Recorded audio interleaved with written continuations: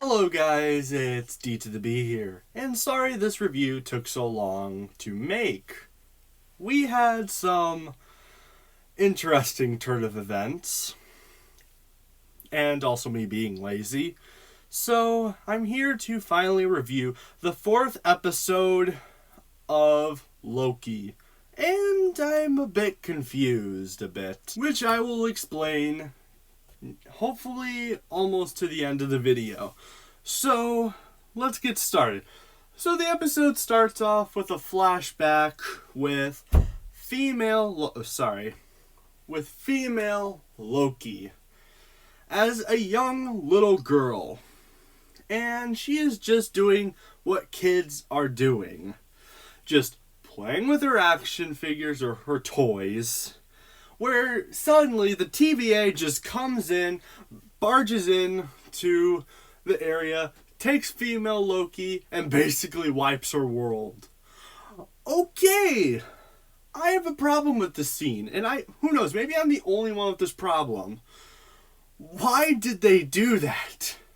I know they're trying to keep the balance of the universes, but female Loki didn't do anything wrong. She was just playing with her toys like a kid, and then suddenly these big old strangers just take her for no good reason. It is unbelievably stupid. Like she was a kid. She did nothing wrong. I don't know, I guess the TVA just decided to be a bunch of jerks that day. So then we get to the whole process of the TVA, the papers, the court, all that stuff, where eventually female Loki steps on the TVA agent's foot and runs away with a time device, escaping the court. And this agent that female Loki what I'm trying to say is, the agent that got her foot stepped on by little female Loki was none other than the head of the TVA department now. This is apparently a flashback to when she was an agent, and we get some more context, I guess, on this character. But my only question after that is, why would they put the person who let one of their fugitives go in charge? Like, that's stupid. I don't know, maybe it's just me. Anyway, continuing on, we fast forward in time where female Loki and Loki are still in the apocalypse, about to die. And they are getting close to almost kissing, which I'm like, please, a meteor strike them right now, because we don't need to see that. Because the concept of Loki kissing himself just makes me gag so much. So then, the TVA finds Loki and female Loki and takes them to the department where female Loki is locked up in a interrogation room, and Loki is put in this loop where he gets beaten up by one of Thor's friends over and over again. For some reason, I actually kind of like this moment. For some reason. So then, also the lady is talking with that one guy who believed in Loki, and they have a discussion where they wanted to know where they came from, and the agent guy who believed in Loki starts to question himself. So he steals the device from the lady who lost female Loki in the first place and goes through the data and discovers what happened to the TVA agent that female Loki went into the mind of.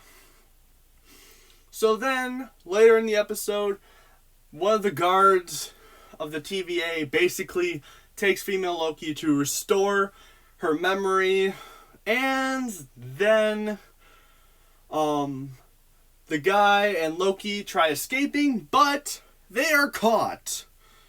And, well, not unfortunately, really. I honestly didn't care. The guy who believed in Loki dies. Gets wiped out of existence. So then, Loki and female Loki, yes, I know she has a different name. I honestly don't care. So they get taken to the time beings, and they have a big old fight, which some reason reminds me of the terrible fight scene in The Last Jedi, which who knows, I might do a review on The Last Jedi eventually. So they have a big old fight. Female Loki kills one of the time beings, but we discover that the time beings were robots. I'm not joking. They were robots. I'm not sure how the TVA was in the comics, but I feel like that Marvel just changed this for no good reason. It wouldn't be the first time they did this in the Marvel Cinematic Universe, because with the character the Baron, they completely changed his story arc in Iron Man 3, for example, and replaced it with a super soldier that claimed to be the Baron. So it wouldn't be the first time that something like this has happened in the Marvel Cinematic Universe. So then Loki and female Loki have that moment again where they're going to kiss. I'm like, please no, please no, please no. But luckily, Loki gets disintegrated. And we get to avoid the moment. Good job. I'm okay with that. And then female Loki attacks the agent lady that held her, that took her to the core first time, and let her get away. And female Loki holds a blade up to the lady who captured her the first time and starts asking her questions. And that's when the episode ends. And then later we get an end credit scene with Loki and none other than other Lokis. So the Loki and female Loki dynamic is over.